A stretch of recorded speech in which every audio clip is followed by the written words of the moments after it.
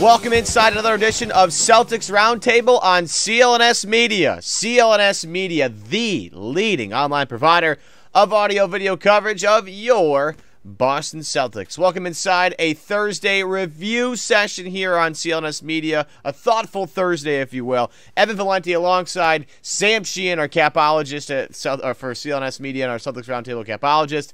And one of the best in the biz, Matt Ignall, joining us, you guys, here on a Thursday. Coming at you day after Celtics win their fourth preseason game, 4-0. They win 108-100 over Charlotte. Not really that close to the end of the game. Charlotte came back, whatever. Celtics finished the preseason 4-0, okay? Fantastic finish. Fantastic all the way through. More developed than they thought they were. So we want to use this show to talk about some of the preseason takeaways. Because, not going to lie, Celtics looked awesome at times and a little bit more polished, and the chemistry looked better than I expected. Today's show brought to you by the great people over at Greats.com. Pick up yourself a pair of Greats at Greats.com and use the promo code Celtics Roundtable for 15% off your next purchase from Greats. So I'll kind of open it up to everybody. What was your favorite thing about the preseason? You first, Sam. I liked all the winning. That was pretty cool. Winning is good. Winning's good. Yeah, that was very good. I mean, I think most surprising, but it really, in retrospect, it really shouldn't have been that surprising, is just what a great job Brad Stevens did with getting, making this team seemingly gel so quickly. I mean, it's preseason. They played the Sixers. They played the Hornets. You try not to get too, far ahead of yourself with some of this stuff, but I mean, the ball movement just looked so good, and Kyrie Irving does not look like that score first point guard. I mean, he looks like a real distributor out there. Al Horford, just so important to this team, moving the ball around, and you kind of see everyone buying in and seeing the ball fly around like that. It's not like the Celtics run these hyper complex sets, but it was still just very encouraging just to see how much the Celtics basketball we saw out there resembled, some of that high assist Celtics basketball from years past, even though only returning 4 players on the roster. Yeah, the collective intelligence and just overall skill level of Kyrie Irving, Gordon Hayward, and Al Horford, like they can just improv and just make magic out of that. All 3 of those guys can put the ball on the floor. Kyrie Irving's passing really impressed me too. He put up like 10 assists last night.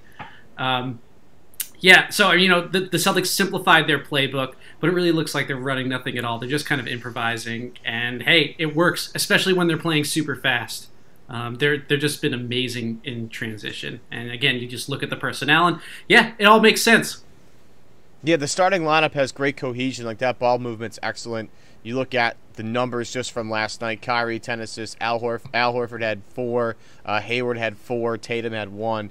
Ball just flies around. And it's just fun to watch an unselfish team play. And Kyrie Irving with ESPN, with Jalen Rose on ESPN, after the game, Jalen asked him what's the biggest difference between Boston and Cleveland. And pretty quickly, Kyrie just went ball movement. It's the biggest difference. And, it is different. Like, it's this Celtics offense is much different than last year's in terms of, like, how the ball flies around. The addition of Gordon Hayward, a guy that can facilitate from his position and keep that ball moving, is such a big advantage for them. Now they have 3 guys that can initiate offense at any time. Al Horford is a plus passing big man. Kyrie's vision, I think, is better. Like, Kungu was all over this. A Celtics Roundtable member, Alex Kungu of Celtics blog, mentioned this a ton. He was like, that cross-court pass that Zach Lowe talked about, like, Kyrie has that in the bag, and you've seen that multiple times with the preseason. Kyrie has no problem sharing the basketball, and it just breeds this big culture of sharing the basketball. Like, we all hear about how Lonzo Ball is changing the way the Lakers play, even when he's on the floor, because they're all, yeah, right? Like, that's how it works, right? This Celtics team is very similar. This is just the Lonzo effect. Right, it's Lonzo. See, everybody's just sharing the ball more because Lonzo's in basketball now. That's where we're at this point. But, like, we're all big ballers now. Well, yeah, I think we're all big Lonzo fans anyway, but the entire NBA has gone from no ballers to big ballers in immediate status. But I like, again, Sheehan is right on the money here. Like, the ball movement is just fun to watch, and there's so many open shots.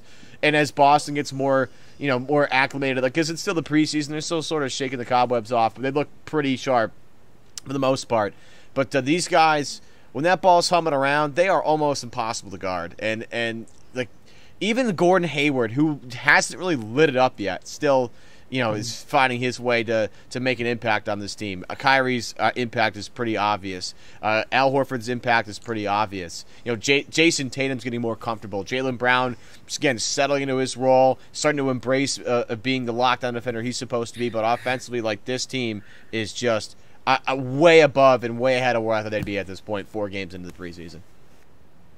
Yeah, I mean, just some of the stuff, like if you had told me that they were going to start Jaylen Brown and Jason Tatum, I wouldn't have known what to think about that. But, as we've seen, we can kind of get into this a little bit later, because I kind of thought the Jason Tatum thing is, he was very good with the starters, but I wonder if his value might be better on the bench. But, just seeing those guys out there getting those starting reps with the starters, it gets you like really excited, because it also kind of reminds you, as good as this team is, it reminds you of just how young pretty much everyone is that's not Al Horford. Or I guess you could throw like Gordon Hayward or Marcus Morris in there too. But like, this is a team that is also like sort of building something at the same time. And just when you see this ball movement and you see these balls flying around, and you see like just how easy it seems to come to all of these players, it really makes you kind of appreciate Brad Stevens.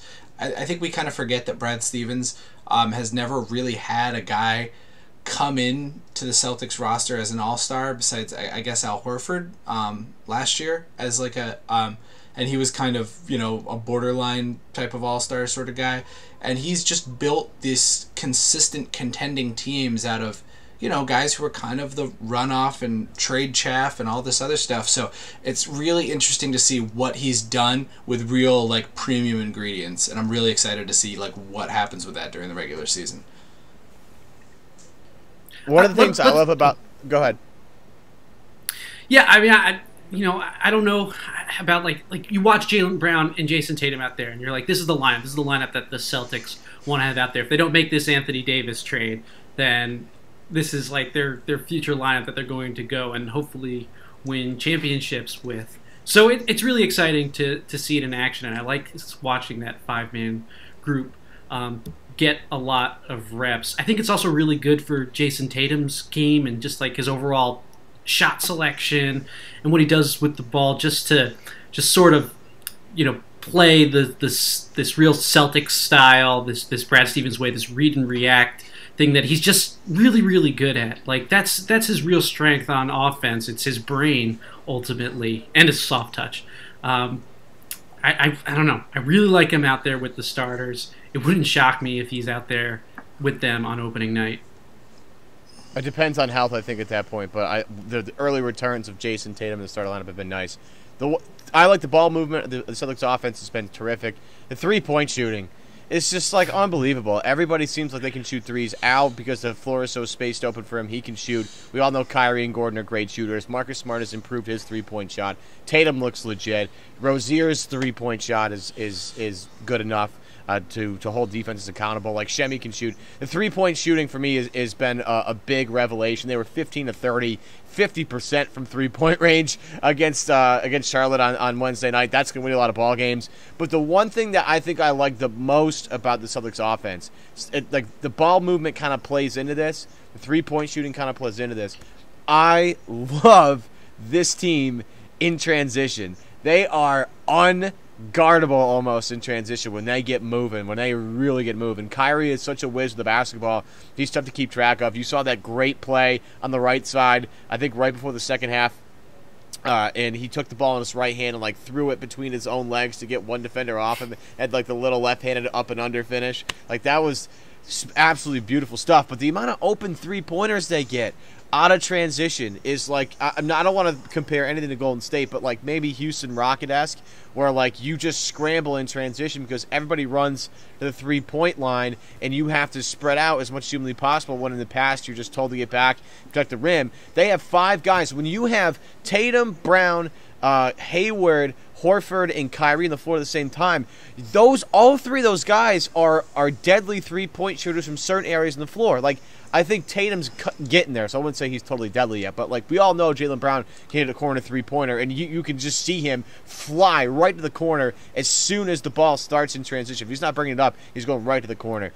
Hayward, Horford, and Kyrie can shoot from almost anywhere in the three-point arc, and we're finding out where Tatum fits. But 5 guys that all can shoot threes at the same time. And they can all drive, too. Yeah, they all can handle the ball. Like, we're talking about, I think, 5 guys that are probably pluses in transition. Like Jaylen Brown and Jason Tatum have probably the athleticism to do it. They can both take it to the rack. Both of them, could at least shoot threes reasonably well, I think. But then, obviously Kyrie and Gordon are great shooters, but they can both take it to the hole, and Al Horford can bring it up by himself. Like, you can see why Brad Stevens wants the Celtics to play fast. They got guys who could do it really well. I think Gordon Hayward was in like the 99th percentile or something. You double check that in transition opportunities last year. So he's a whiz there. Yeah, well, and I think that what Brad's done a good job of doing with some of this stuff is I think we saw it tonight where the defense, this is sort of the benefits too of playing with a smaller, faster wing-only defense too. Well, you do need to be more reliant on things like double teams. I think we saw Jason Tatum. That was one thing I really liked out of Jason Tatum tonight on defense was I think he showed great instincts on knowing when to show double, when to actually double, when to commit to the double, which is very important if you're going to be a weak side defender in the NBA. When you do those double teams, and you have guys like Marcus Smart on the team who get to these live ball steals and live ball turnovers, that's when you get to put this devastating transition attack into practice. And I think that, I'm not sure if you're able to do it quite as effectively if Aaron Baines is out there. I think that's part of having that size, quickness, the length, the athleticism on the perimeter. And to a certain extent, this is why the Celtics wanted to get bigger on the wing. This is why Avery Bradley at the 2, Isaiah at point guard, just getting more size, wings to sort of get that, sort of copy that Milwaukee Bucks blueprint of, size across wings. It gets you more of those steals, more of those knocked balls, more of those, turnovers, those live ball turnovers that do fuel this transition attack. And I think we saw a lot of that tonight, particularly from like Jaylen Brown and some of the younger wings. I want to piggyback on Tatum's defense. Yeah, his help defense was excellent, but he got switched on to Kemba Walker. Freaking Walker. Oh. Hang on a minute, because I do want to talk about, I want to just finish up quickly on, because I thought Matt made a great point about all 5 guys can initiate the fast break for the Celtics. I think there's more than 5. I can add Terry Rozier to that, and I think we can add Marcus Smart to that. Guys that can bring the ball up. They have 7 guys that can initiate offense in transition. Like, not a lot of teams have that luxury. There are some teams out there that do, but Boston can basically get a rebound, clear it out to anybody, and just run.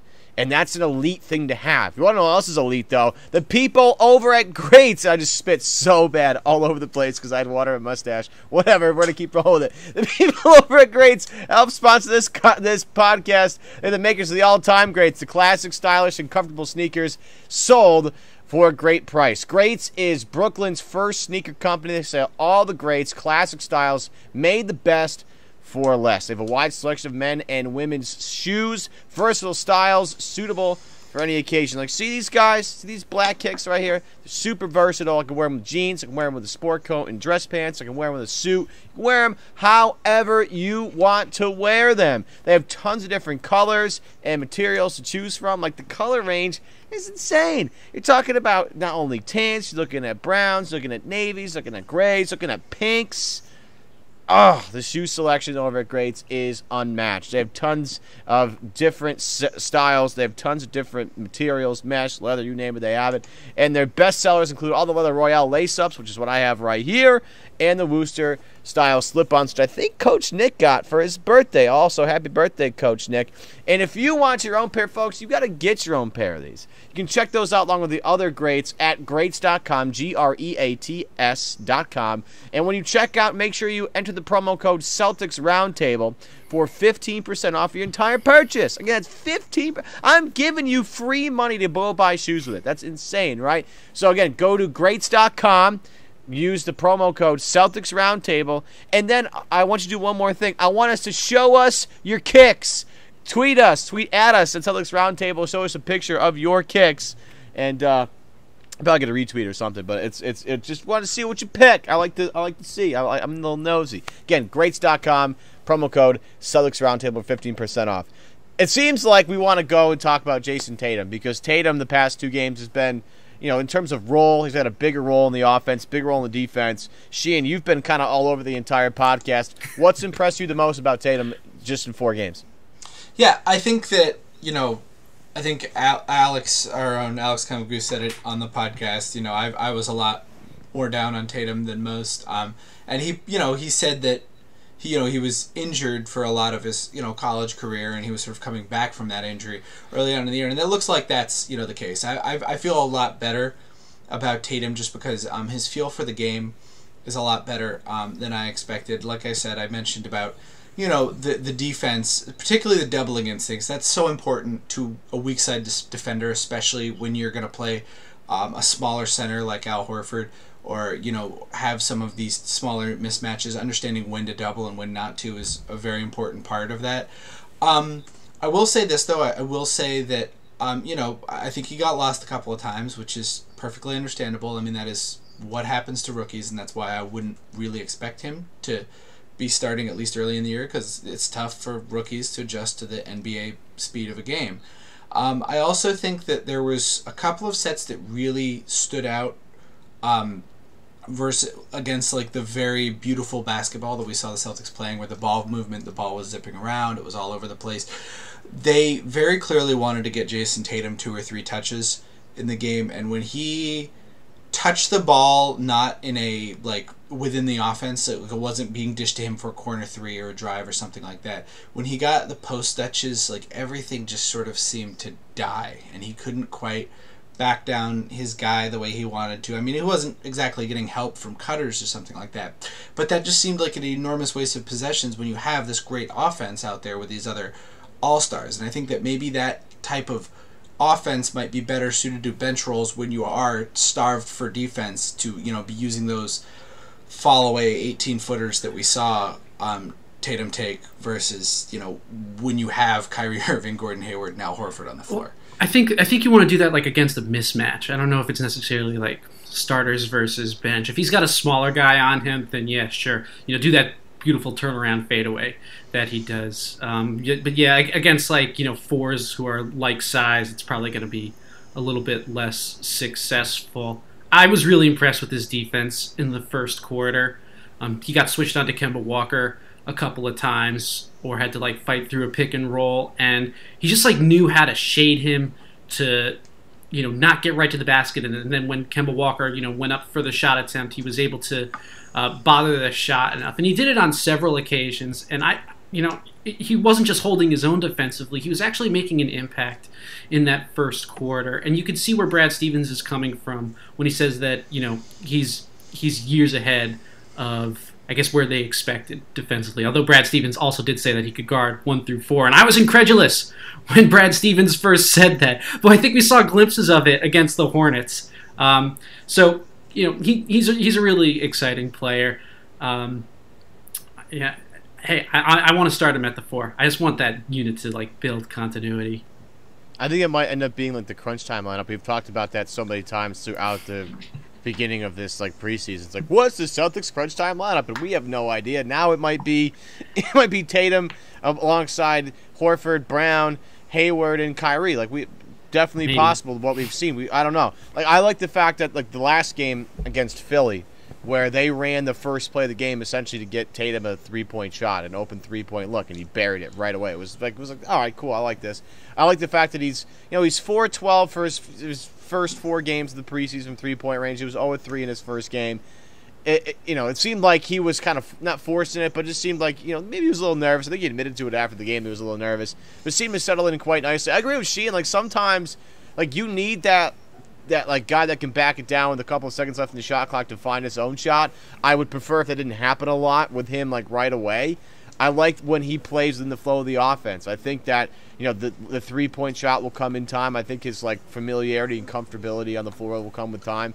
And the post-up stuff that worked so well in Summer League hasn't worked really well with these next-level athletes. Not a shocker there. And Tatum's going to improve too, but just the length that he has, not only on the defensive side of the ball, because that's going to show up probably more prevalently on that side of the ball where he's able to bother shots on all different sizes of guys. But I like the fact that his shot's going to be super hard to block if somebody's trying to close out on him really quick and he can shoot it over them, or if he's trying to finish through contact, or if he's trying to go up and under, his long reach. You saw he had a drive from the top of the key where he up-fake, drove the lane Bas Kaminsky, and dunked it down seemingly from before the circle, and his arms just kept going on forever and ever. It's like the Giannis effect. This is a Giannis. I'm not gonna be wrong. Yeah, he has a +3 wingspan or something, 6'11". I think he was measured at. It looks like he looks longer. Than that, yeah. He looks longer. But some of it's I'm encouraged by what I've seen so far. I am thrilled that he's doing less ISO stuff, because that actually bugged me in the Summer League stuff. And I know Summer League's just super unconventional and just get out there and run and see what you look like. It's nice to see Jason Tatum in a structure and to watch him succeed in said structure. And it isn't he wasn't trying to do too much. He was just okay, if I have an open shot, let it fly. If I can get an up fake, get my guy in the air and take a couple steps in, take that shot. He just didn't do too much most of the time, and I like the fact that he's not pushing it already. Yeah. As our fellow roundtable person, Lucky's Pipe, tweeted out, we also got to see a Jason Tate Yam. So yes. That was very exciting. Yes. I enjoyed that quite a bit. All arms, baby. All arms and respecting women. Anybody got anything else quick that they liked about the preseason before we say goodbye to all these really nice people? Is it possible that the Celtics are better than we thought? Yes. Yes. Yes. Yes. Yep. Yes. At least they're going to come together quicker. It doesn't hurt to have 2 future Hall of Famers in Daniel Tice and Shane Larkin coming off the bench either. That's an actually legit point. It's funny that you mentioned that, Matt. I was texting Lucky during the Charlotte game, and I was I just did did the ellipses, but I had 18 of them. And I was is this team just better than I expected? I think this team's gonna be really excellent, right from the jump. This Cleveland game on Tuesday is going to be super interesting, and I think Boston is a little more ready than I expected for Cleveland. Yeah. Let's see. There's still that LeBron problem. Oh, there's always going to be a LeBron problem, unfortunately. Yeah, we'll see. Until he's 40. You know what though? Cleveland's got a Shane Larkin problem. So I don't know. They'll let the chess match begin. Yeah, let's do it. We should plug our live show for next month when Shane Larkin gets inducted. We're going to be at Springfield for the HOF Shane Larkin commemorative Hall of Fame thing. Undefeated preseason. We'll see you guys there. It's going to be great. Yeah, I'm into that. I think we should definitely do a live show, a pregame show for the live show, and then we'll do a roundtable afterwards. It'll be just content all day long. Speaking of content, if you like this content, make sure you hit the like button below and subscribe to CLNS Media. If you're watching us on YouTube, I want to thank all of you, the 10,000 plus of you that subscribe to CLNS Media. You guys are bleeping amazing. I love you guys. Listen to us on the go. Subscribe to the Boston Celtics news feed on your favorite podcast app, iTunes, Stitcher, whatever you want to use. You can download the CLNS radio mobile app. We're adding new podcasts all the time. Bob Ryan's podcast is killing it right now. Check out all that and more on the CLNS radio app. Follow us on CLNS Roundtable. That's our Twitter handle, at CLNS Roundtable. And we're on Celtics blog, too. You can find us there. Make sure, again, this show brought to you in part by Greats.com. Go to Greats.com. and use the promo code Celtics Roundtable 15% off your next purchase from Greats. We have more shows coming this week. There should be a Friday Fights coming eventually. But seriously, folks, we're getting ready. We're getting amped up. The regular season legitimately begins on Tuesday. Real, actual basketball that counts. Can't wait to see you there. So for Matt Ignall, Sam Sheehan, I'm Evan Valenti. We'll see you soon.